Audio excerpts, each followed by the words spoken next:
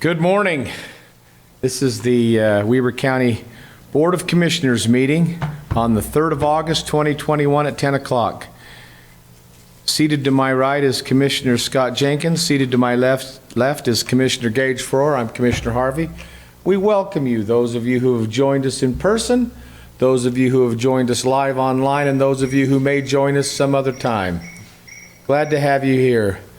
This morning, our Pledge of Allegiance will be led by Christy Bingham in the office, one of our office admins, and then our invocation will be given by Commissioner Scott Jenkins, and then our thought of the day will be given by Commissioner Gage Froer. Ms. Bingham? Everyone please rise.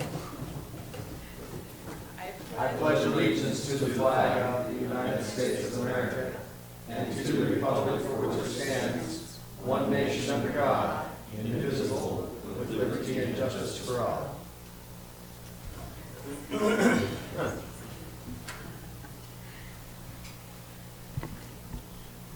Our Heavenly Father, as we come before you this time at our commission meeting for Weber County, we give you thanks for the blessings that we receive individually and collectively. We're grateful for this great state we live in, as well as this wonderful county. And as our parties and fairs approaches this next week, we pray that God watch over and bless us, that no harm or acts will befall people there, and that we'll all have a good time. We pray that thy Spirit will attend us this day, that the things we say and do will be in accordance with thy holy mind and will. We're grateful for the opportunity we have of serving individually. We pray that God bless and watch over us as commissioners. We ask for these things, Lord, and give you thanks, and do it in the name of Jesus Christ. Amen. Amen. Amen. Thank you.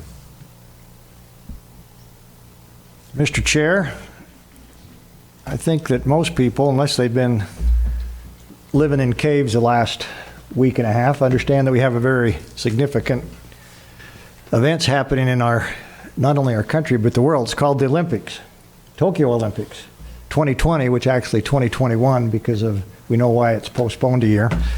So I thought it'd be appropriate to give a little Olympic history to those listening and in the audience today. And I'm sure everybody knows that the Olympic Games actually started in ancient Greece. Started in the 8th century AD, went through the 4th century BC, held in Olympia, Greece. In 1896, the IOC was formed, and they moved the games to Athens, Greece, and that was the first original IOC organized games in 1896. And I'm sure that, Mr. Chair, you're aware that at that time there was 14 nations represented at that time, 241 athletes, and 43 events. Now, how you might compare that to today's world in Tokyo, where do you think that might be, Mr. Chair? They're significantly increased. Increased, you're right. Well, I'll give you the numbers.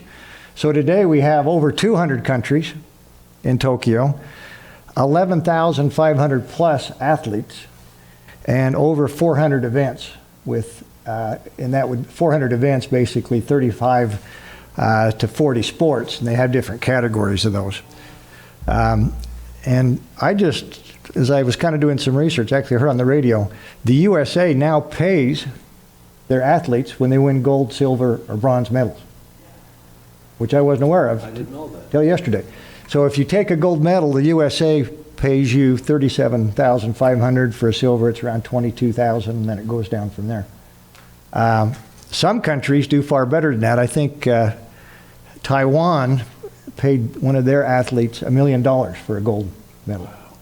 So now, and when I grew up, the Olympics was always an amateur sport. There was no professional. In fact, until 1988, when the Canadians basically boycotted because of ice hockey, that's when the first NHL players, and Melissa will understand this, were allowed to compete, and that's because the Canadians said, hey, we're not going to send our amateur players to compete against the Soviets. Now, one of my favorite Olympic experiences, memory, still goes back to the USA beating Russia. I think all of us that are over maybe 50 remember that day. One of the greatest days in... I remember. Yeah, your mom probably told you about it when she read the nighttime stories. That's right. Anyway, great Olympic events. 1988, Winter Games were first started in Chamonix, France. And for those that have visited Chamonix, it's a great ski town, fantastic mountains right there in the Alps, and a great place to visit if you haven't been there. Personal history, I've got a little personal history with the Olympics. 1984, the Olympics were held in Los Angeles. And I actually, at that point in time, qualified to run the marathon trials.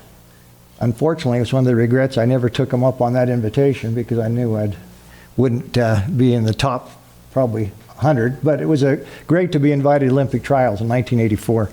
In 2002, the boys and I actually participated in opening ceremonies in Salt Lake. We actually were out on the ice participating in those opening ceremonies. The boys did the closing ceremonies. A great time. A lot of practice went into those opening ceremonies. So anyway, I'm kind of an Olympic fan. The 2024 Summer Olympics will be held in Paris. We only have to wait 3 years because, well, hopefully we won't have to wait longer than that. So anyway, that's a little history, my thought for the Olympics today, Mr. Chair. Thank you. You know, that is a good history. I remember that very well. I was at those opening games in Salt Lake, sitting in the stands, and those were wonderful times. Yeah, that's great experience. I remember you, Commissioner Frohr, before I got to know you, passing the torch. You were a torch runner, and you did it right up the street. 1996 for the Atlanta, yeah. You had a lot of hair then. I had hair back then. A lot of it. But you were in pretty good shape then, too. I can see why you might qualify for the Olympics. That's really neat. That's super. Thank you for that. Appreciate that. Appreciate all of you being here. Our agenda related to public comments. Our comments will be taken for items listed on the agenda. Just the items listed on the agenda. Are there any here in the audience that would like to comment, or any person online regarding items listed on the agenda? Hearing none, we'll move on, Commissioners, to item F, like Foxtrot, our consent items, which is number 1, a request for approval of warrants 4172 through and including 4193 and 460654 through and including 460800 and 107 through 111 in the amount of $1,502,075.61. Consent item 2 is a request for approval of purchase orders in the amount of $78,500.25. Item 3 is a request for approval of ACH payments to U.S. Bank in the amount of $149,059.26. Item 4 is a request for approval of new business licenses, and item 5 is a request from the Weber County Community Development Department for approval to surplus an HP PhotoSmart 6520 color printer scanner. Item 6 is a request for approval contracts by and between Weber County and the following individuals for the 2021 Weber County Fair, which is the Utah Youth Rodeo Association for a youth rodeo, and Nicole Fuller for the Fiesta 4-H Horse Show announcer. Item 7 is a request for approval of contracts by and between Weber County and the Chamber Orchestra Ogden for events being held at the Perry's Egyptian Theater on the following dates: September 25th, 2021, January 29th, 2022, and March 26th, 2022. And item 8 is a request for approval of a retirement agreement by and between Weber County and Adam Strader. Commissioners, that completes our consent items. Are there any questions pertaining to any of those things? We have Mr. Lynn Taylor from the Clerk Auditor's Office. He'd give us a little more detail with regards to the finances, please. Thank you, Commissioner. We had 14 purchase orders totaling $79,000. The largest of these, 36% or $28,000, was for IT for a new HR software system. 15% or $12,000 to the transfer station for a compost screener and temporary staffing. 13% or $10,000 property management for pole barn concrete. We had 174 warrants totaling $1.5 million, and the largest of these were 59% or $884,000 for employee and retiree health insurance, 7% or $110,000 to the library for books and materials, software maintenance, building and equipment maintenance, and printing services, and 7% or $109,000 for the sheriff's warehouse. Commissioners, does that explanation bring up any other questions? If not, I'll entertain a motion for approval of the consent items. I'd make a motion we approve consent items with a comment. Okay? It's interesting how much we spend to operate that jail. I was in a meeting with the sheriff yesterday, and he commented how many people we book a year, and it's well over 1,000 a month. Well, 1,000 a month. You start dividing that into days and the time, and it takes a lot of time and effort to book these people and run that and feed them, and it's reflected when you go through these bills and see what the, I think last year in our budget hearings, the sheriff was about half of our budget. And it's just quite an expense that our citizens bear, and I just wanted to comment on that. Thank you, Commissioner. Is there a second to that motion? I'll second that. Great, I have a motion and a second. I'll place that motion for vote. All in favor? Aye. Aye, motion carries. Thank you. We'll move on to item G like Gulf, our action items. There are only two today. The first one will be presented by Melissa Freegang. It is a request for approval of an interlocal agreement between Weber County and the Weber Morgan Health Department and Weber Human Services for operation of the Prosperity Center of Excellence. Ms. Freegang. Yes, good morning. Thank you for the opportunity to present to you. What you have in front of you is the interlocal agreement. The changes within it are in Section 2, and they're primarily changes that will reflect the moving from the administrative oversight from the Health Department to the Commission. That happened last July, but through the audit and all of the things that we've been doing, this is now the interlocal that needs to go forward from between you guys and then both advisory boards for both the Weber Morgan Health Department and Weber Human Services. And if it's okay, if you'll indulge me, I'd like to talk about successes over the last 2 years, just in a broad way, if that's okay with you. Please. Thank you. So, highlights and successes. So in our intergenerational poverty work, we have raised over $1.1 million in grants to work with our families. We've worked with currently active and inactive over 200 individuals that have received our full services. Of those individuals, we've increased 75% of them have access now to mental health that didn't otherwise. So those are new services accessing both Weber Human Services and any mental health that they have access to. We've also saw 2 months ago our very first homeowner. So an individual who was a single parent with 4 children experiencing homelessness upon entry into our program, within 2 years becoming a homeowner, which is a really big deal. We've also assisted 2 families to acquire new cars to them to help their families access employment and nutritious foods, etc. 27% of our families that come to us are experiencing homelessness. So when you look at our case management ratios, those are really intensive services to make sure that those families don't fall back into homelessness. We've also, speaking of homelessness, helped all of our homeless service providers secure $3 million over the last 2 years in state, federal, and grants and emergency funding, which is pretty significant when you think of our providers.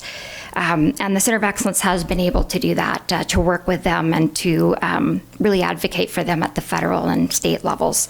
We've also managed the entire COVID response and still managing it as the numbers are starting to increase.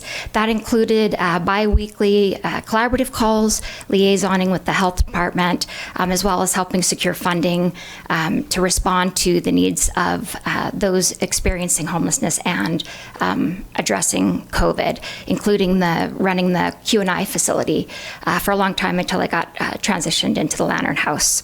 So we also managed all of the outbreaks, which were 2 and pretty significant. So That's something that's certainly ongoing, but really important. We were able to give all of our agencies, in particular Lantern House, access to things like the Buy Next Now testing, and we've been able to work on vaccination clinics for the homeless, including those who are experiencing homelessness that don't access the shelters, so the unsheltered. And we've been assisting Commissioner Jenkins in running the WACOG Housing Panel, as well as helping to lead out on the Weber County Housing Affordability and Access Initiative. We've recently started to work through the Reentry Coalition and help the Sheriff's Office lead out on the Reentry Coalition, which is a community initiative, as well as starting to work on the systems. And so the goal there is to reduce recidivism. So when you have 15,000 bookings a year, as Sheriff Arbonne spoke to yesterday, that's an unduplicated number. So the number of individuals who, are sentenced or booked, right? That 15,000 could be one person 20 times. And so what we want to do is decrease that so that we increase the capacity of the Sheriff's Office. And then lastly, we have been integrating prevention into all of our systems work that we're doing in the prevention science, as well as supporting our 5 CTCs that work on suicide prevention and opioid response. So thank you for indulging me and letting me just give some brief highlights. Thank you, Ms. Freegang. You're welcome. Commissioner Scott Jenkins, this is in your portfolio. Would you have any comments pertaining to this? I do have a question. Melissa, could you report to us the little gal that stood up here 2 years ago Yeah. and said that Salt Lake had sent them up here because they couldn't handle her? Yep. What is the end result 2 years later? What has happened with her? Yeah, so she has 9 children. 2 are intellectually handicapped that are over the age of 18. So they're over the age of 20. And so it took us a little while to get her housed. It's really difficult to house a family of 9, given the amount that you have in vouchers and the cost, right, of a home it's that big. But she is housed. We have 2 other of her children. So her 2 older children who have intellectual disabilities are living with her. And we have helped them get supportive services through Voc Rehab so that they have a structured environment during the day. We have 2 more of her children. One is interested in WGU. She came to us as a non-graduate, and we're helping her get her GED and then work with our partner to get into Western Governors University. We have another one of her children that, quite frankly, we had him on track to get his GED as well. And with the TANF conversion, we lost him. Quite frankly, he's kind of in the wind, and we can't work with him right now because of TANF regulations. He's 18. So we're still trying to track him down. That leaves a number of children in the home, which we're still overseeing. And I don't have specifics on the number of services, but certainly there's some mental health services. We've helped her access SSDI for her children who are adult children who are intellectually handicapped. So her household income has increased as well. And we're working with her to help her also access SSI and DI. So she's employed? She is not employed. She cannot get employed at this point in time. She's not able to be employed. So we're helping her with her other income sources to make sure she's stable. Thank you. You bet. Commissioner, any other questions or comments? I do have a comment. So last week, Alec was in town, and our new homeless czar, Wayne Niederhauser, he called and asked if I wanted to go down and make a presentation a little bit about what the county was doing and our Center of Excellence, and it was interesting. He had an outfit from Washington County come. What's their name? Switchpoint. Switchpoint, right, and they're private. And many counties have just elected to privatize this whole thing and just go to a provider like Switchpoint. And the reason they do it is because Switchpoint doesn't demand any kind of a financial commitment from the county. But they struggle. Now, SwitchPoint today is they're at a break even and they operate. But then on the flip side of that, they had me present as a government organization. And so I did that. And then when we finished, he says, you know, he says, Weber County's system is the only one in the state that works.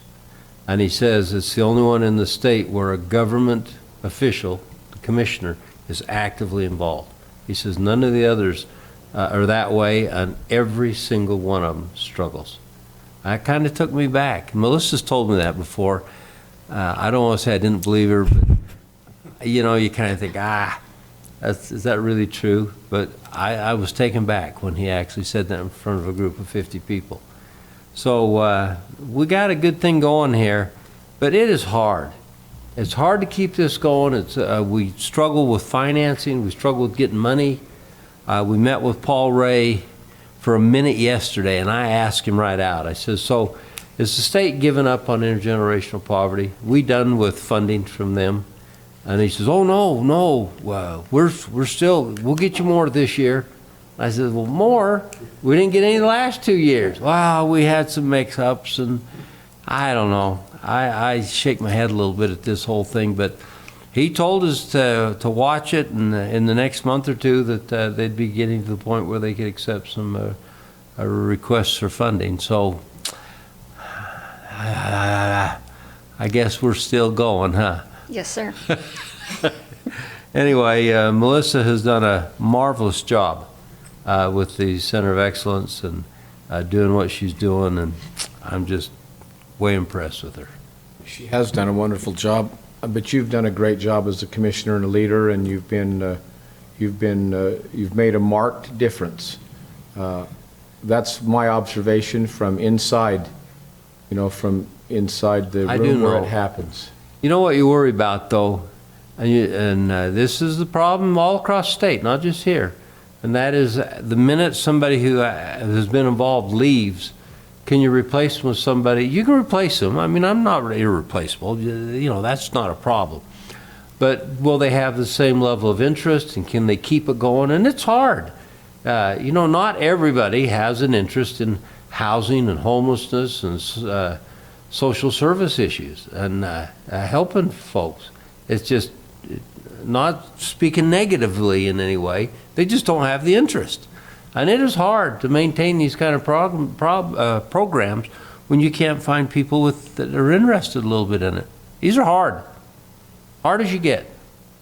Anyway, so I really appreciate Melissa. She works really hard on my behalf. She keeps me up on everything. We don't always agree. But anyway, she's great. I feel the same way about Commissioner Jenkins. Thank you.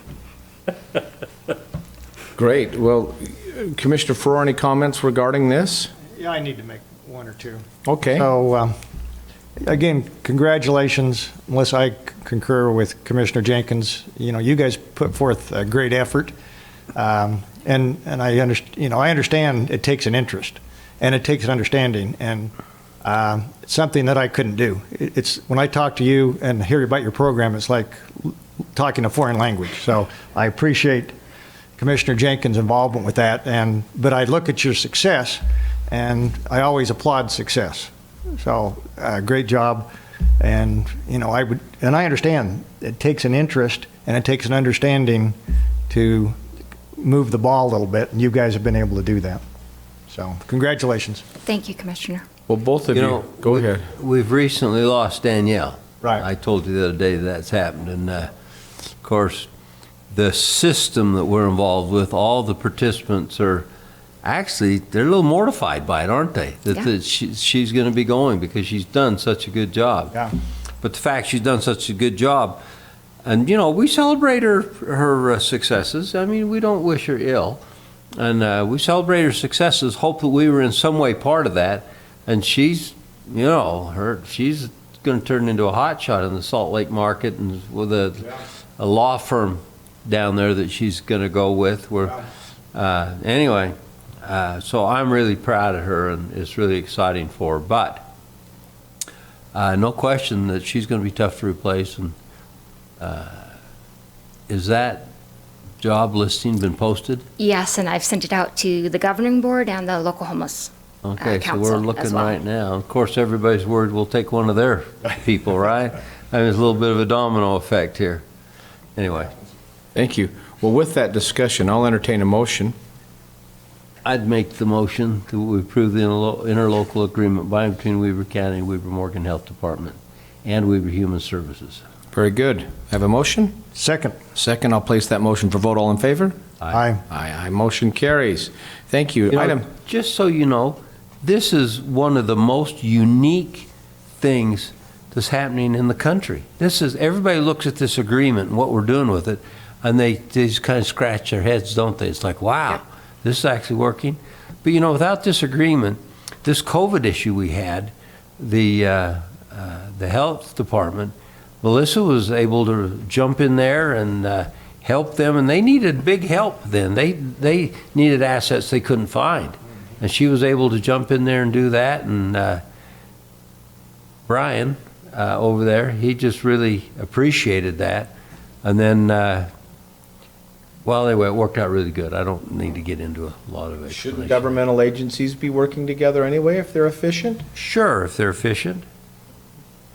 We'll just leave it right there. Right. Thank you. Thank you. Contract approved. Thank you. Thank you. Our next presentation, Commissioners, our action item will be given by Lieutenant Courtney Ryan. It's a request for approval of a memorandum of understanding by and between Weber County and Ogden City to make a joint application for an Edward Bernie, did I say that right? Byrne or Bernie Memoriam Justice Assistant Grant, a JAG grant. Yes, that's correct. This is a grant that Ogden City gets every year. They are the primary grantee for it. We're just kind of a sub-grantee that comes along with them. So Ogden City will oversee the grant and be the grant custodian for this grant. We're just looking to enter into this agreement with them. It's a total of just over $72,000 that the grant is. Weber County will receive $10,506 of that as a sub-grantee. $5,300 of that will go into a maintenance and upkeep of a Virtua 360-degree immersive scenario training platform, which is what we use for our law enforcement training for de-escalation and those type of things. And then $5,206 we're looking at putting into some technology-based policing stuff, such as cameras, that we're going to use. So that's about the gist of the grant, and it's something that we enter into with them each year for the past several years, and they do all the work and we just kind of benefit from it, so it's a good deal. Very good. Commissioner Frohr, this is in your portfolio. Any comments or questions? No, this is a good grant, and Lieutenant Ryan's exactly right. This is a good partnership with Ogden City, and I've spoken with the sheriff about this grant over the last year, and it appears to me it's going to be put to great use in the county. Yeah, that's correct. Great. Any other comments? Then I'll entertain a motion. Mr. Chair, I would move to approve the MOU by and between Weber County and Ogden City to make the joint application for the Edward Byrne Memoriam Justice Assistant Grant, as presented today by Lieutenant Courtney Ryan. And I'd second that. We have a motion and a second. I'll place that motion for vote. All in favor? Aye. Aye. Motion carries. Thank you so much, Thank you, Courtney. Commissioner. Appreciate it.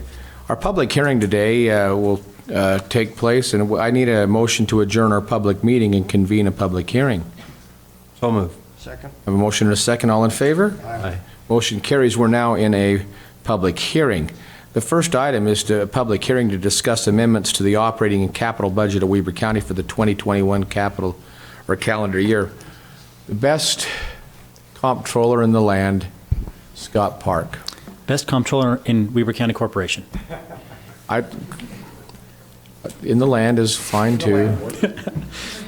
Okay, thank you, Commissioners.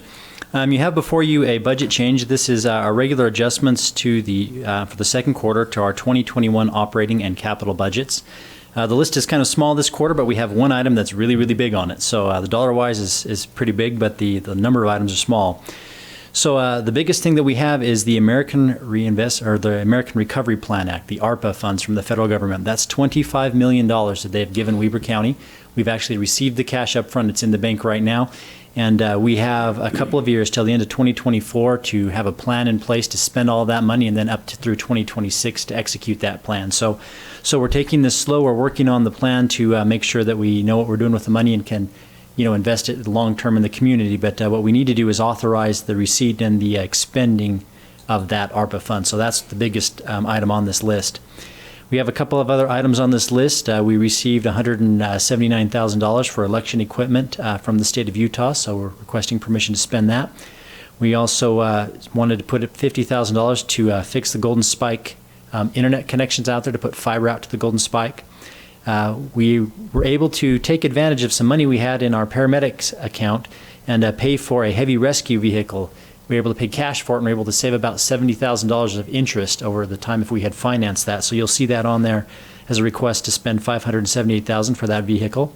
And then we had $140,000 that we've spent out of our fund balance to finish some repairs on Bybee Drive. So those are the big items on that list. If you have any questions, I'm happy to discuss them. Boy, seems like a very well-rounded, entire county-focused achievement. Commissioners Jenkins, Frohr, any comments to Mr. Park's presentation? I have questions. So what does that amount that you just talked about total? So the total expenditure is $26.29 million. Total revenue is $25.49 million. So all but several hundred thousand. There's like 600,000 that's not covered, but that came out of our fund balance for the paramedic vehicle. Yeah, so the point being, is for somebody listening to this broadcast today, we didn't really spend this money. We're just setting it aside to spend. You're authorizing the money to be spent. We haven't Right. actually committed it to a specific project, but the first step before we can commit it to a project is authorize it in a budget to be spent, and that's what we're doing now. Thank you. I wanted to make sure they understood that, because I don't want all of a sudden a panic to happen saying, hey, you guys said we was going to have a chance to put in requests on this, and now you just spent it. So we haven't, and that day will come yet ahead where we will authorize, or we're authorizing now, where we will accept applications for this, right? That's correct. Okay, I just wanted to make sure that the people listening didn't just croak and say, oh, we just missed it, and they told us that we'd get a No. chance.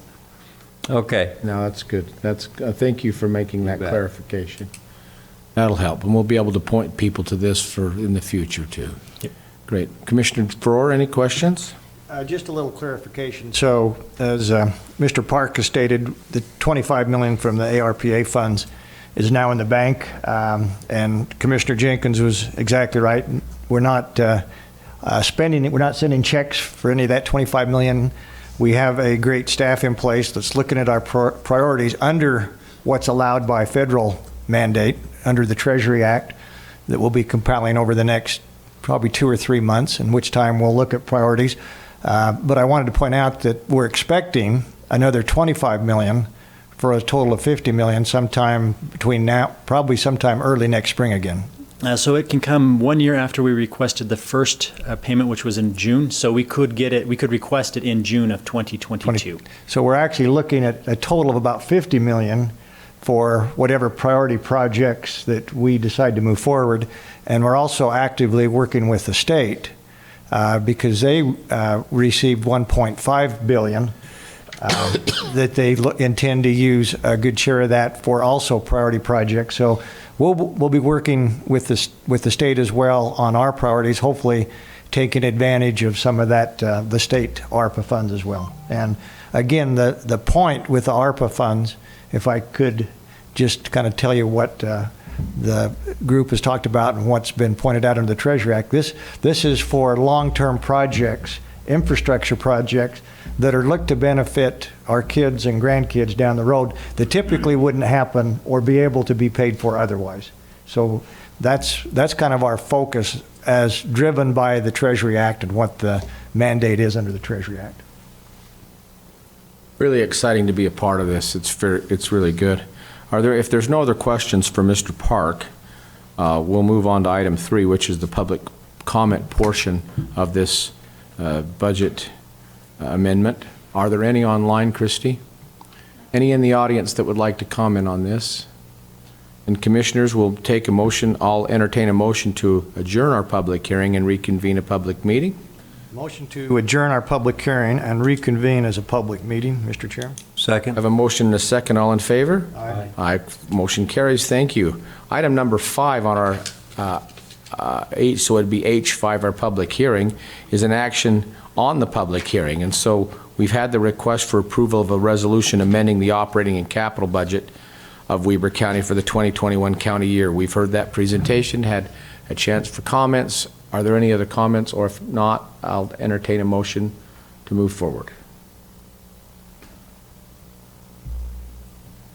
I'd make that motion to move forward as accept the presentations that we've seen today and go ahead and act on them and approve them. We have a motion Second. and a second. I'll place that motion for vote. All in favor? Aye. Aye. Aye. Motion carries. Thank you. Item number I, India, are a chance for commissioner comments. You know, I'm kind of expecting a couple comments here today, but maybe not. I had opportunity to give my comments earlier, so I'm fine. Thank you, Mr. Chairman. Beautiful. Thank you. Yeah. Wow. Let it go.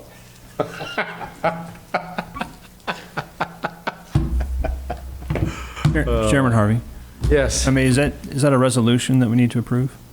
Oh, that was a resolution. Just a moment. Resolution 29.